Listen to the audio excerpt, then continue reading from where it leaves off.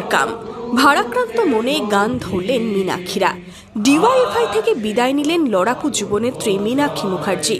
23শে June বহরমপুরে ডিওয়াইএফআইয়ের 20তম রাজ্য সম্মেলন মঞ্চ থেকে আনুষ্ঠানিকভাবে সরলেন যুব নেতৃত্ব থেকে।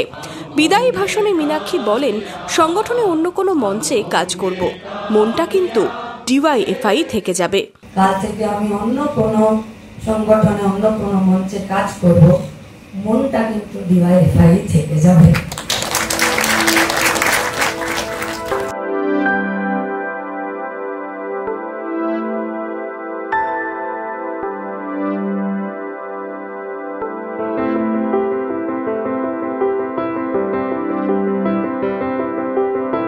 শেষ হলো 3 দিনের রাজ্য সম্মেলন। রাজ্য সম্মেলন থেকে 97 জনের নতুন রাজ্য কমিটি গঠিত হয়েছে 25 জনের সম্পাদক মণ্ডলী। কমিটির মধ্যে অন্তর্ভুক্ত হয়েছে 56 জনের নতুন মুখ। ডিওয়াইএফআইয়ের রাজ্য সম্পাদকের দায়িত্বে ছিলেন মীনাক্ষী। তার জায়গায় ডিওয়াইএফআই রাজ্য সম্পাদক হলেন মুর্শিদাবাদের ধ্রুবজ্যোতি সাহা। এতদিন তিনি ছিলেন ডিওয়াইএফআইয়ের রাজ্য সভাপতি। নতুন সভাপতি হলেন পূর্ব বর্ধমানের অয়নাংশু সরকার।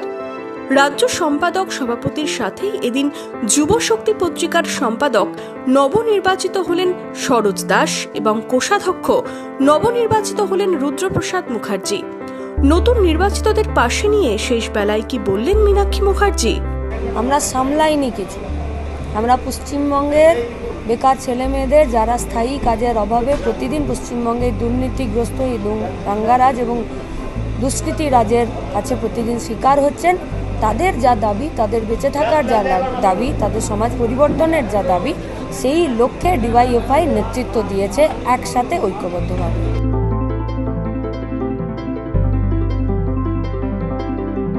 বুথে যেতে হবে, তৈরি হবে আলাদা ইউনিট, পাড়ায় পাড়ায় তৈরি হবে যুবদের ব্যারিকেড। লড়াইয়ের ডাক দেওয়া হয় সম্মেলন শেষে। কি টার্গেট ডিওয়াইএফআইয়ের? কি বললেন নবনির্বাচিত রাজ্য সম্পাদক ধ্রুবজ্যোতি সাহা?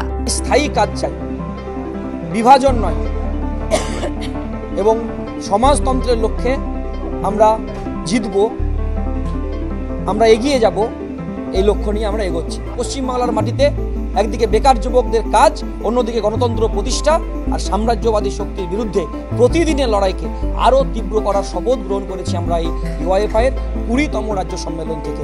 সংগঠনে পদ বলে কিছু হয় না, সবটাই দায়িত্ব। সভাপতির দায়িত্ব পেয়ে বললেন পূর্ব বর্ধমানের অয়নাংশু সরকার। ডিওয়াইএফআই তার শুরু থেকে স্বাধীনতা, গণতন্ত্র, সমাজতন্ত্রের কথা বলে। পেছনে আমাদের মঞ্চে লেখা আছে সাম্প্রদায়িকতা, বেকারত্ব, সাম্রাজ্যবাদ, অর্থাৎ এর বিরুদ্ধে আমাদের লড়াই। এই লড়াইয়ে ধারাবাহিক আমরা রাস্তায় থাকব। নির্বাচন একটা গুরুত্বপূর্ণ বিষয়, সেটা ঠিক। বামপন্থীরা নির্বাচনে লড়াই করবে, আমরা লড়াই করি যে তার জন্যেই লড়াই করি, সেই লক্ষ্যেই আমরা বামপন্থীরা রাস্তায় নামবে এবং সেখানে ডিওয়াইএফআই দায়িত্ব পালন করবে, ভূমিকা পালন করবে।